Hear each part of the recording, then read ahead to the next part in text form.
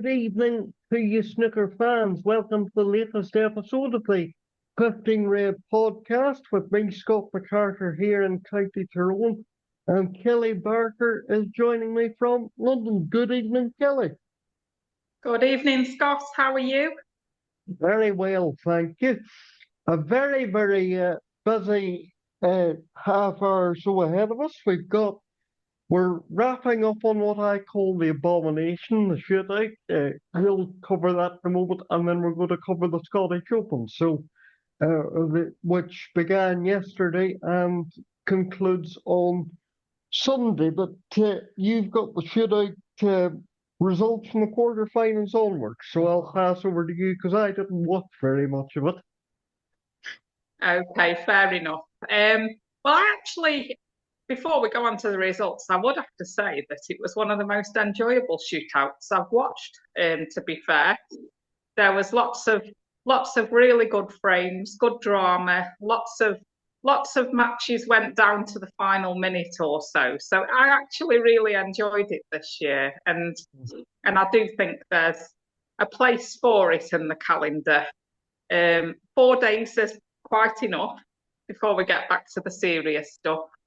But I do quite enjoy it, I have to say. Once a year, it's like it's like snooker's Christmas party. I see it as. Yes. I suppose I'm just too much of an old traditionalist, but of course, well done to Tom Ford. That's not to take anything away from Tom, by the way, but well done. But you've got the stuff from the quarters onwards then. Absolutely, well done, Tom. It was great to see him finally get his hands on a trophy. Whether it was, whether it's a big title or not, he'll have been over the moon. And it was so bittersweet because he lost his great friend and sponsor Brian, who the funeral was only on the first day of the shootout, I believe. So It was an emotional time for him. And you could see in his interview at the end just how much it meant to him. So I was really pleased for him. But yeah, if we go back from the quarterfinal onwards, there's a few names there who we wouldn't have expected to see. Mark Selby, who once we got to the quarterfinals, I expected Mark Selby to win it really because he looked good and he never looked in trouble leading up to that point. But he beat Florian Nersler in the quarters. Wu Yeezer beat Andrew Higginson. We don't really see Andrew at the main part of the event so much, so it was nice to see him. We had young Liam Graham beat Martin O'Donnell. 2 guys who by that point were in a bit of wow, don't see those at that stage anymore very often, especially young Liam, who was having the week of his life, some really good wins. And then Tom Ford in the quarters beat Wang Jihao, who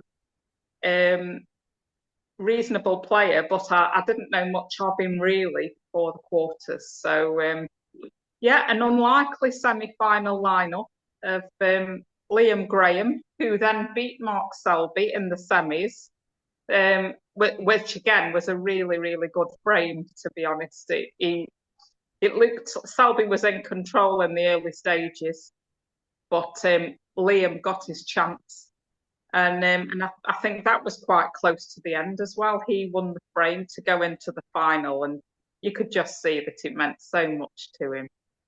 And then in the other semi, Tom Ford beat Wu Yeezer.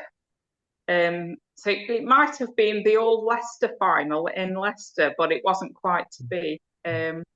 So yeah, we ended up with a final of Liam Graham against Tom Ford, which was such a crazy final frame, really. Liam Graham led and controlled it all the way. He was probably 1 red away from winning it. There was 1 minute left on the clock. He was well ahead. Missed a red that he should really have potted. And Ford just had time to pinch it. You could see what the emotions were for both of them at the end. Young Liam was absolutely gutted. But it's a £20,000 Christmas present for him. Probably won't keep him on tour, to be honest, because he's well down the list. But for Tom Ford, who wouldn't be pleased with Tom after what he'd been through recently? He'd had a really, really poor season as well. He'd only won 2 matches in ranking events. So to see him get this title in honour of his great friend Brian, I think everyone in Leicester was over the moon for him that night. Yes, it's tremendous, especially after, as you say, what Tom's been through. It rather reminded me through my love of snooker history. As I mentioned to you off air earlier, it rather reminded me of Dennis in the Grand Prix in 1984. He wasn't going to play because his mother had died. Then, of course, he wins that. But then later in the season, he went on to win the world title, of course. But Yeah, sometimes fate just has its way, and these things are meant to be. We had a similar yeah, scenario with Hossein Bafai when he won the shootout. He wasn't going to play in it, and he was persuaded to. I think he'd lost a close family member a few days before his shootout win. yeah, So yeah, sometimes these things are just meant to be, and yeah, I hope Tom will enjoy this win because yeah, he's deserved it after what he'd been through. And as for yeah. young Liam Graham, he'll come again hopefully, and hopefully now a few days have passed by. Apart from the disappointment, hopefully he can see the positives of what he achieved last week. You know, Yeah. in the he was on the main stage, one table. He'd never have had that experience before, really. And hopefully he can draw on the positives. The way he lost was a massive blow, but I just hope that we see more of him in the future if he does drop off tour this season. Yes, and speaking of dropping off tour, there's quite a bit of tour survival business at the Scottish Open, but of course, we moved now rather seamlessly from Leicester to Edinburgh for the third of the Home Nations series, the final ranking event of the year, the Scottish Open. I always feel it's a bit of a. I've said to you before, Kelly, wasn't I, that I always feel it's a bit of a.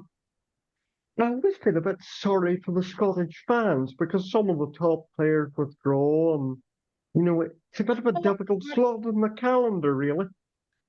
It is. I think any tournament that follows the UK Championship is a little bit of after the Lord Mayor's show in a way. Yeah, And like you say, we've had a few withdrawals this week, which has, in my mind, dampened the tournament a little bit. But on the other hand, it's a massive opportunity for someone, and players like John Higgins, Luca, Mark Allen, they could yeah, really, really get their seasons going this week. So, yeah, for all the names that are missing, there's still a lot of top quality there. yeah.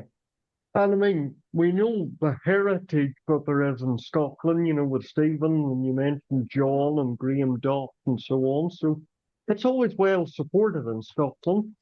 And speaking of the results that we've had over the last 2 days, Gary Wilson's dream of a hat trick pretty early disposed of, I'm afraid. I always feel that 10 o'clock in the morning for the defending champion, which was what he played yesterday morning, is rather unfair. But again, as you said to me in the message, it's he's not Ronnie and he's not Judd, so inevitably he's probably going to get that slot. Yes, I do think it's slightly unfair to put the defending champion on at 10 a.m. But I do agree that they do always have to fit the likes of Ronnie, Judd, Mark Williams, Kyron. Those guys command table one, really. The only Yeah, thing I would say, those guys aren't here this week, and they still yeah, gave Gary the 10 a.m. slot. So I think that was a little unfair. He'd feel a yeah, bit hard yeah, done by. yeah, But like I say, it's not the first time it's happened. And I think really he just had to get on with it. And, he did his best in that match, but he wasn't the Gary Wilson we've known over the last couple of seasons. And No, his season really needs some salvaging in the second half because he's not performed at all for whatever reason. no. Gary's always the sort of fella that is quite down on himself. He's quite negative about his own performances. But, we know he's a hell of a player, but just whatever reason it hasn't happened this season, as you say. No, and hopefully he'll go away and come good again after Christmas. He is in the Masters. He plays Sean Murphy. I don't know whether he's entered the Championship League, which starts pretty soon after New Year's Day. But I think if he could get some, I think he would be well advised, I think, to maybe play in the Championship League because that would be good match practice and it could be some confidence he could do with getting really as we go into the second half of the season. Yeah.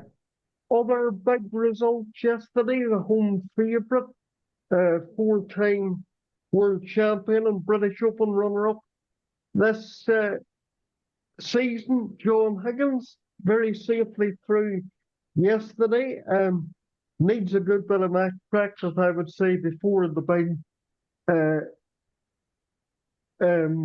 outing with his great rival Ronnie O'Sullivan later or just at the Masters. But, John could be a good opportunity for John, given that some of his main rivals aren't here. I agree. I think I fancy John for a good run this week. I certainly wouldn't be surprised if he, semis or even final. I haven't seen the draw later on, who he might get and when, but I don't think there's anybody in it who's beyond his capabilities if he's playing well. No. So, let's hope he has a good week, and it would be very welcome in front of the home fans. Of course it would. Of course it would. And actually, John is the subject, my trivia question for this week involves John. And I'll give it now since I've mentioned him. The 2000, when he made the maximum at the Scottish Open, I think it was 2017, who was his opponent? That's the question for this week. Who was his opponent? I'd have to have a think about that one myself, Scott. So, yeah.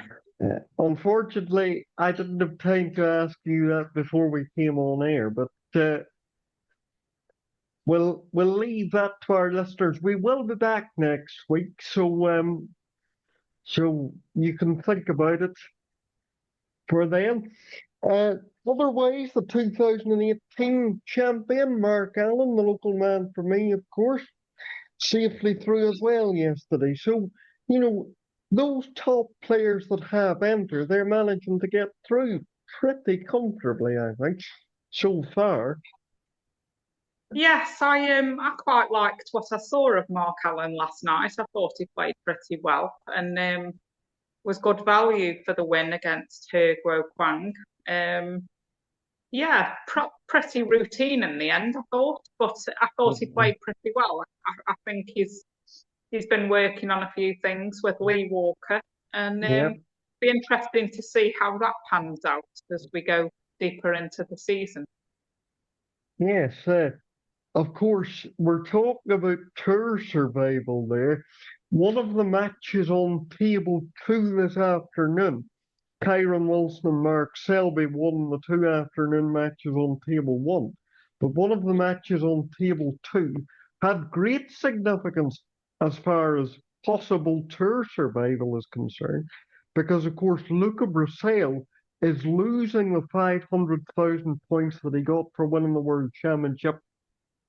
By the points are coming off at the end of this season, so he's set to plummet really if he doesn't win. But he won 4-3 today against fellow countryman Julien Leclerc. So yes, it was good. good to see Luca win. I Yeah, saw the yeah. first I think I saw the first 4 frames of that at work in the office. So it was a good game actually. Julian was matching Luca, and it was 2-2 when I left it. So yeah, I'm glad Luca won. To be fair, I mean they could both do with wins for tour survival, I think. So but I mean it would be a crying shame if Luca doesn't hold his place. But he's got to put the effort in. And this week, with some of the bigger names missing, this really could be a good chance for him. I'd be disappointed if he loses before, you know. Well, if he loses next round, I'm not sure who he plays, but let's hope he can have a good run because I think Luca playing well. If he could find a bit of form like he had in the World Championship last year, then he's one of the best guys on tour to watch. So Yeah. fingers crossed for him. Yes, but there's no great drive, I think, from him. That's the frustrating thing. There doesn't seem to be any great drive from him. As you say, I haven't looked at the draw too closely, but I think you told me before we came on air, he's 87 on the 1 year list, does he? Yes, that's shocking, really, because there aren't 86 better players in the world than him. So, but as you say, he's got to want it. It's Yeah. all right. It's all right us saying we'd like him to do well, and we want him to stay on tour. But does he want to stay on tour? That's the thing. So yeah, a little bit of graft from Luca, and a bit of steel. He could do with going maybe down the Mark Allen route and maybe grinding a bit, but grind some results out. But as we know, that isn't his way either.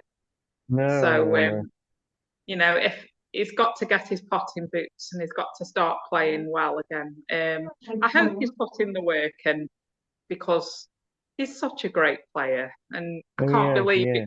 I can't believe it's still less than 2 years since he won the world title, and he's in this position now, which is just incredible. I know.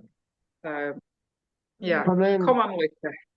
unfortunately, from my point of view, Jack did for Jordan, but Jack did for Jordan Brown, Jack Lazowski, but fair play to Jack, opportunity for him maybe. Absolutely, he's another one. I'm glad he's in this event. I suppose he'd got no reason not to be. Yeah, from what I saw of that match this afternoon, he looks pretty good. But he Yeah, always looks pretty good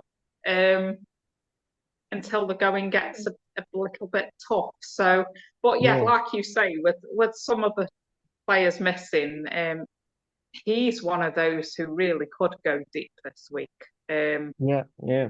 And again, we'll cry out for Jack to do it, and inevitably we might be disappointed. But whilst he's in it, he can win it. So Yeah, we'll yeah. see. Well, as long as he doesn't end up playing Mark Allen in the final, then my loyalties would be really split, I suppose. Well, I would have to go for Mark on that account, but we'll see the draw. Um, no, I do like the Scottish Open. It's a curtain closer to the calendar year, I think. Do you know what, Scott? I really like. I mean, that they're almost the poor relation of ranking tournaments these days. But I love the home nations events. There's just Yeah, pure snooker round the clock. yeah, Fill your boots with snooker. It's just fantastic. Morning, noon, and night. And I yeah, still think they're really, really good events. So yeah, I know that they haven't got the money or quite the importance of some events these days, but no, I hope they'll always stay on the calendar. yeah, You look at the Northern Ireland and the waterfront. The yeah, Welsh well, Open, the Welsh Open's always had a great history. well, So I think I hope these home nations last, and maybe moving forward there could be something something else given to them that would keep the big interest there for the bigger players. That's not to say that I don't blame Judd, especially for withdrawing. I think he's had such a busy time of it that maybe he did just want a little bit of time out. He said he doesn't want to burn out before Sheffield. So I don't blame him really. I don't know why Dave Gilbert didn't play, because he played the shootout. You'd think he wouldn't play the shootout if you were going to miss one of them. But and as we know, Ronnie hardly ever bothers with these home nations. So each have their own reasons, but it's just like I say, such a great opportunity for someone else this week, and I'm looking forward to seeing who it might be. Yeah. I've got a club full of home favourites. I think I'm going to go for Mark, actually. I reckon he might do it, you know. Mark Allen? Yes, what do you think? Oh, your home favourite, not the Scottish home favourite. No, good grief, no. Well, I always seem to tip, when we've asked who's going to win on here, I always seem to tip Neil Robertson, and then he's not quite done it. I do think he might be in with a good shout again this week, but somehow I always think Neil's in with a chance. Yeah. I think maybe I'm gonna go Barry Hawkins to put things right after the UK final. Oh, good preparation for revenge in the Masters, you reckon? Well, maybe. It would be great for him if he could lift a trophy. He's such a nice guy. Yeah. But if it isn't Barry, I would have to say, I mean, Kyron's never going to be far away. But I do think there's something around the corner for Mark Allen. This new partnership with Lee Walker. Yeah. I think it could be his week. Yeah. But yeah. We shall see. Of course, Robertson's playing tonight, of course, later on. So we'll see. We'll see how Neil does there. Of course, former Scottish Open champion, of course. That extraordinary final against Chow Yu Peng, no, we will be back next week. We'll just to cover the end of the Scottish and to possibly give you a few of the German Masters and World Open qualifying sort of previews. We'll not be doing a show to cover the end of those qualifiers, obviously, because it's too close to Christmas. But so we'll be back next week, and then we'll be back in the new year with a Masters preview. So with that, I will remind you just of our trivia question very briefly, just to say, who was John Higgins' opponent when he made his Scottish Open maximum? And with that, I will say good evening to Kelly Barker in London. Good evening to you. Good evening, Scott, and have a good week and enjoy the rest of the Scottish Open. I will do. Same to yourself. And we'll be back next week. Okay then. Bye. Bye.